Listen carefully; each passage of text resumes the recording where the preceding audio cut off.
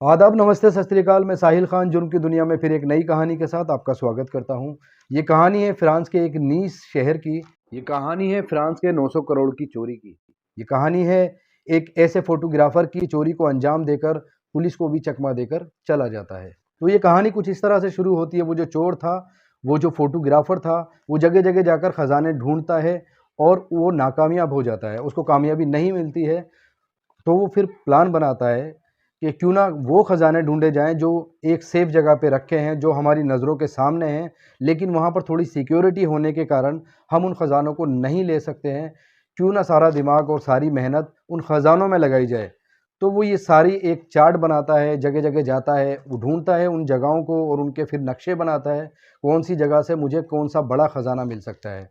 उसका टारगेट था कि उसको एक बहुत बड़ी चोरी करनी है और एक बहुत बड़ा ख़जाना चाहिए। तो वो ख़जाना, वो चाहे कहीं से भी मिले उसको, लेकिन वो ख़जाना उसको चाहिए था। जगह जगह नक्शे बनाता है और फिर उसको एक बैंक नज़र आता है जिसका नाम था सोसाइटी जनरल बैंक। ये सोसाइटी जनरल बैंक जो था, ये उसको पता चल गया था। इसने पहले उसमें अपना अकाउंट खुलवाया। अकाउंट खुलवाने के बाद फिर उसने वहाँ की सारी शनाख्ती की और वहाँ पर एक लॉकर लिया। लॉकर के अंदर उसने पहले 2 या 3 दिन उसने एक अलार्म लिया, अलार्म लेकर उसमें रखा। उसने देखा कि इसकी सिक्योरिटी कितनी ज़्यादा है, कितनी कम है, वो देखना चाहता था। वो अलार्म वो रख के चला जाता था लॉकर के अंदर और फिर वो दूसरे दिन आकर देखता था कि वो अलार्म तो बजा था, लेकिन कोई हलचल नहीं हुई। यहाँ की सिक्योरिटी यानी कि बहुत ज़्यादा मज़बूत नहीं है। लेकिन फिर वो 1 नहीं, 2 नहीं, 3-4 दिन वो इस चीज़ को करता है। उसको पता लगता है कि 3-4 दिन ये अलार्म बजने के बाद यहाँ पर कोई भी हलचल नहीं हो रही है, कुछ भी पता नहीं चल पा रहा है।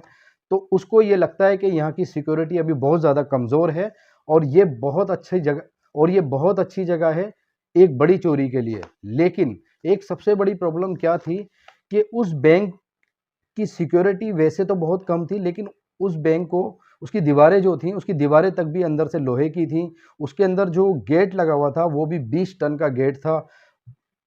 उसको बनाने के अंदर उसका उसका जो इंफ्रास्ट्रक्चर था, इंफ्रास्ट्रक्चर को इतना मजबूत तरीके से बना रखा था ताकि उनको ये लगता था कि हमारे बैंक में कभी भी कोई चोर नहीं घुस सकता है किसी भी तरह से।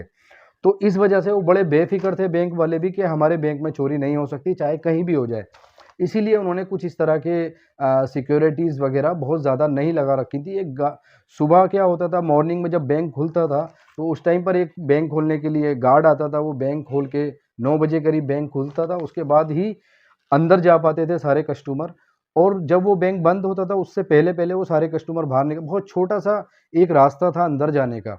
तो अंदर जाने का छोटा-सा रास्ता था, दीवारें लोहे की थी, ऊपर भी ऐसा नहीं था कि वो छत पे से भी चोर जो है छत तोड़कर, जैसे कि मैंने अभी 25 करोड़ की चोरी वाला आपको किस्सा बताया था, वो दिल्ली में जो हुआ था, वो छत को तोड़ के जो अंदर घुसता है, लेकिन उसमें ऐसा भी नहीं था।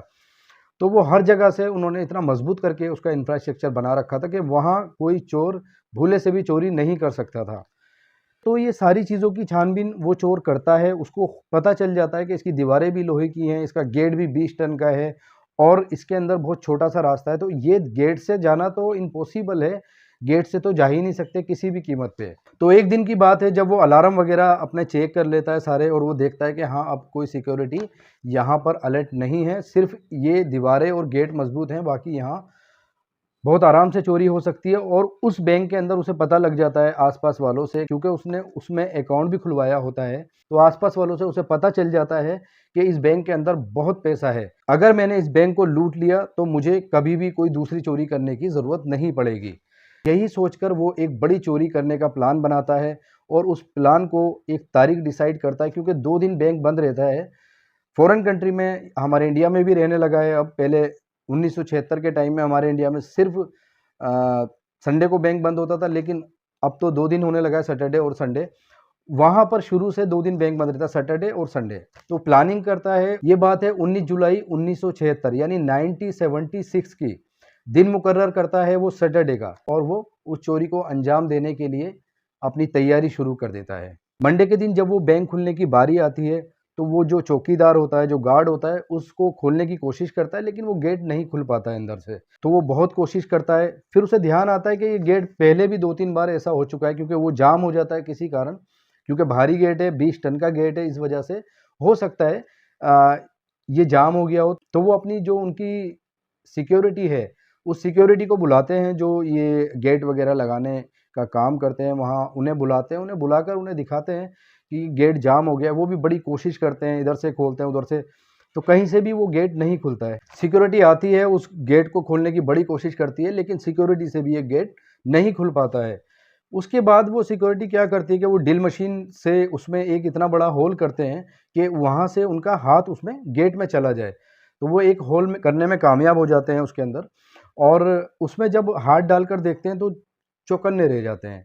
वहाँ उनको ऐसा लगता है कि वो गेट अंदर से किसी ने जैसे बंद कर दिया है उसको, जैसे जैसे कि वेल्डिंग हम किसी चीज़ पर कर देते हैं और वो जोड़ देते हैं, इस तरह से वेल्डिंग की तरह उसे बंद कर दिया है। बड़े हैरान रह जाते हैं और फिर वो बैंक मैनेजर को बोलते हैं कि अंदर से गेट जो है वो वेल्डिंग हुआ हुआ है, ऐसा कैसे हो सकता है, ये तो इम्पॉसिबल है, क्योंकि इस बैंक की जो दीवारें हैं वो तो लोहे की हैं, और लोहे की भी वो टेम्पर दीवारें होती हैं जिसके अंदर सुराख भी नहीं हो सकता, वेल्डिंग से भी नहीं कट सकता। इस तरह की दीवारें उन्होंने बनाई थी कि हमारे बैंक में कभी चोरी नहीं हो सकती। अक्सर ऐसा होता है कि जो चीज़ बहुत उम्मीदों से बनाई जाती है उसी के साथ जो है ये घटना घट जाती है। मैनेजर को जब ये बात पता चलती है तो मैनेजर फ़ौरन वहाँ पर आता है, और पुलिस भी आती है, पुलिस के साथ पुलिस सिक्योरिटी आती है सारी, ज़्यादा वहाँ पर हलचल मच जाती है।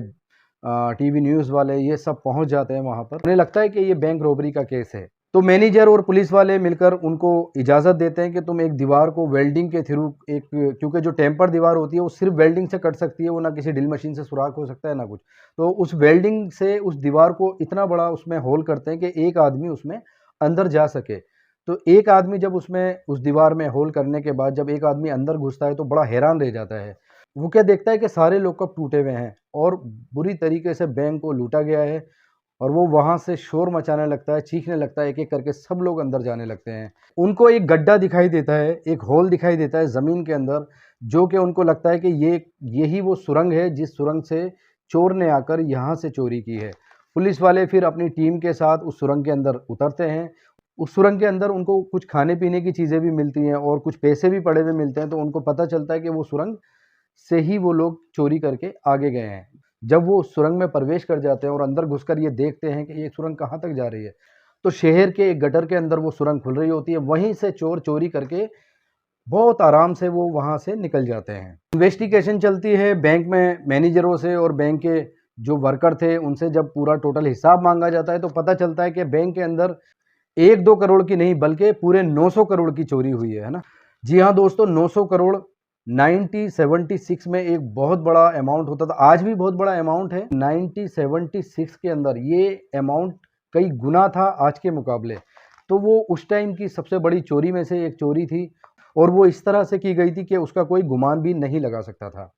अब उनकी इन्वेस्टिगेशन शुरू होती है, और ये इन्वेस्टिगेशन 1 नहीं, 2 नहीं बल्कि 3-3 महीने बीत जाते हैं और कोई भी उस चोरों का पता नहीं लगा पाता, क्योंकि उस टाइम पर 1976 में सिक्योरिटी इतनी ज़्यादा नहीं थी जो कि आज के टाइम में। और आज के टाइम में तो मोबाइल भी होते हैं, उस टाइम मोबाइल भी नहीं थे। आज के टाइम में तो बहुत जल्दी से पता चल जाता है, लेकिन उस टाइम के अंदर ये सारी चीज़ें नहीं होने की वजह से 3 महीने हो जाते हैं, लेकिन उन चोरों का कुछ भी पता नहीं चलता है। वही 3 महीने बाद एक महिला, एक लड़की पुलिस स्टेशन पहुंचती है, वहीं नीस के एक पास के पुलिस स्टेशन पहुंचती है। कहती है साहब, वो जो बैंक रॉबरी हुई थी, उस बैंक रॉबरी के अंदर वो बैंक रॉबरी किसने की थी, वो चोरी किसने की थी, मैं उस चोर को जानती हूँ, वो मेरा बॉयफ्रेंड है, और मैंने उसे फ़ोन पर बातें करते हुए सुना है। एकदम उसके पास बहुत सारे पैसे आ गए और वो फ़ोन पर बात कर रहा था इस तरह की, और मैं इस देश की नागरिक हूँ, इस देश की नागरिक होने के नाते मेरा फ़र्ज़ है आपको ये बताना। पुलिस वाले बहुत खुश होते हैं, उसको शाबाशी देते हैं, उसको इनाम देते हैं, और कुछ ही घंटे बाद वो उसके बॉयफ्रेंड यानी कि उस गैंग का जो एक बंदा था, उस बैंक का जो एक लड़का था, उसको पुलिस अपने गिरफ्त में ले लेती है। उसको गिरफ्त में लेने के बाद उससे जब पूछताछ शुरू होती है तो वो एक-एक करके और गैंग मेंबरों को बुलाते हैं और उनको गिरफ्त में लेते हैं, उनसे पूछताछ शुरू होती है। कोई भी ये बताने को तैयार नहीं था कि उसका मास्टर प्लानिंग कौन था, उसका सरगना कौन था। लेकिन सब यही कह रहे थे कि चोरी हमने की है, लेकिन हम नहीं जानते कि इसका मास्टरमाइंड कौन है।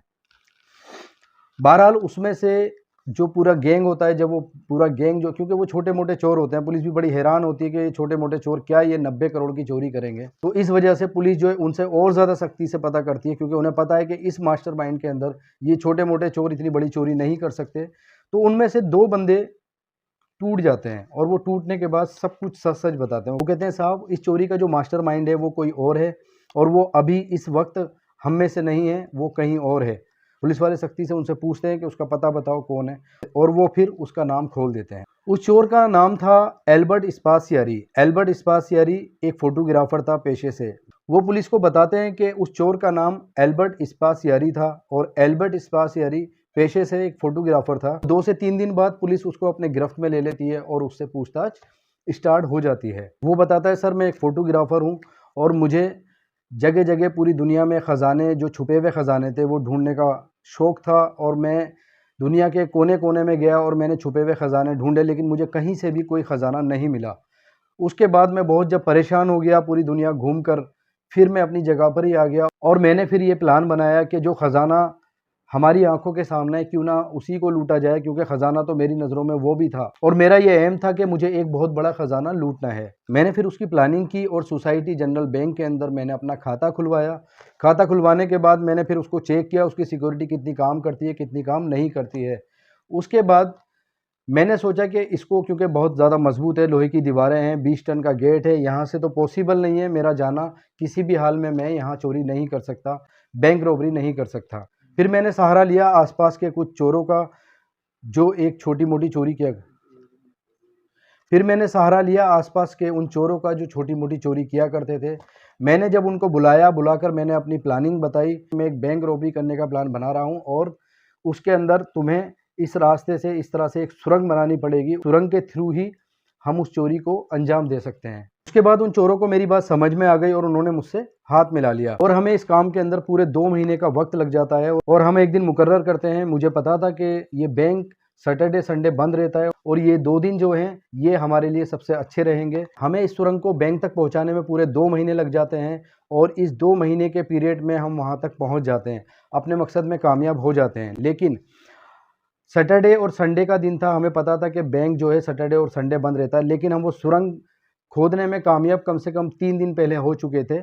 हमने इंतज़ार किया कि हम इसको सैटरडे वाले दिन इस रॉबरी को अंजाम देंगे। सैटरडे का दिन आया और सैटरडे को हमने बैंक में एंट्री कर दी। सैटरडे का पूरा दिन और संडे का पूरा दिन हम लगभग 48 घंटे उस बैंक के अंदर रहे। हमने बहुत आराम से एक-एक लॉकर को तोड़ के और वहाँ से जो भी पैसा था, जो भी ज्वेलरी थी, वो सब हमने बहुत आराम से इकट्ठा किया और इस बैंक रॉबरी में हम लोग कामयाब हो गए।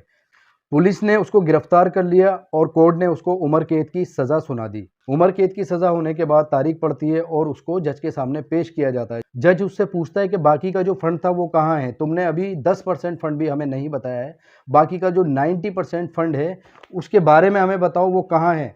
क्योंकि अब तुम्हें उम्र कैद की सज़ा होने जा रही है और वो फंड हमें, जो बैंक का नुकसान हुआ है, जो गवर्नमेंट बैंक है ये, और बैंक का जो नुकसान हुआ है उस नुकसान का हर्जाना कौन भरेगा? तो वो कहता है, साहब मुझे उस फंड के बारे में मालूम है, मैं सब आपको बताऊंगा, उसके कुछ कोड है वो मैं बताऊंगा, मैंने अलग अलग जगह पर वो फंड रखा हुआ है, लेकिन उसको मैं आपको अकेले रूम के अंदर बताऊंगा, मैं किसी के सामने उसको बताना नहीं चाहता। जज उसकी बात मान लेता है और वो जज अपने रूम के अंदर उसको बुलाता है और अपने रूम के अंदर अकेले बैठ के उससे पूछता है, हाँ अब बताओ कौन कौन से पॉइंट हैं जो तुम मुझे बताना चाहते हो, कौन कौन सी जगह पर वो फंड रखा हुआ है। तो जज के रूम में उसको एक विंडो मिलती है, वो देखता है कि ये विंडो है, यहाँ से शायद मैं कूद सकता हूँ। वो सेकंड फ्लोर की विंडो थी, वहाँ से वो छलांग लगा देता है और नीचे जैसे ही गिरता है उसको एक मोटरसाइकिल मिलती है और मोटरसाइकिल को स्टार्ट करता है और वहाँ से वो रफा दफा हो जाता है। तो 900 करोड़ की चोरी को अंजाम देकर, पुलिस को चकमा देकर, जज को चकमा देकर वो कितने आराम से वहाँ से चला जाता है। आज तक पुलिस उसका पता नहीं लगा पाई है, वो कहाँ है, कहाँ चला गया है। 1985 या 86 की बात है। उसकी माँ ने बताया कि मेरे बेटे की डेड बॉडी कोई मेरे पास छोड़ कर गया है, अब वो इस दुनिया में नहीं रहा है, उसे किसी ने मार दिया है।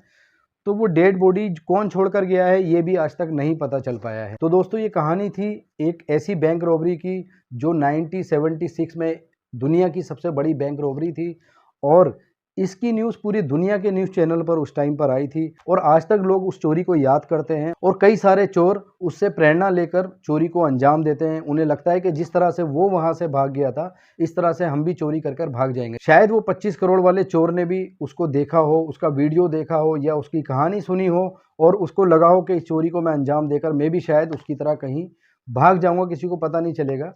लेकिन जुर्म तो जुर्म है, अगर जुर्म करोगे तो उसकी सज़ा भी मिलेगी। नीचे वाले सज़ा नहीं देंगे तो ऊपर वाला सज़ा देगा। एल्बर्ट को सज़ा अगर कोर्ट नहीं दे पाया तो उसे ऊपर वाले ने सज़ा दे दी। यानी कि अगर आप जुर्म करते हो तो उसकी सज़ा आपको ज़रूर मिलेगी, नीचे नहीं तो ऊपर मिलेगी, लेकिन सजा तो मिलनी लाजमी है। एक मामूली से चोर की गर्लफ्रेंड ने ये राज खोल दिया और उसका पर्दाफाश कर दिया। तो आज की कहानी यहीं तक थी। अगर आप सच्ची घटनाओं पर और कहानियां सुनना चाहते हो तो मुझे नीचे कमेंट में लिखकर बताओ कि आप कौन सी कहानी सच्ची घटना पर सुनना चाहते हो। मैं कोशिश करूंगा कि आपकी बताई हुई कहानी को मैं सुना सकूं। तो दोस्तों, सावधान रहें, सतर्क रहें, अपने साथ अपनों का भी ख्याल रखें। मिलते हैं फिर एक नई कहानी के साथ जुर्म की दुनिया में।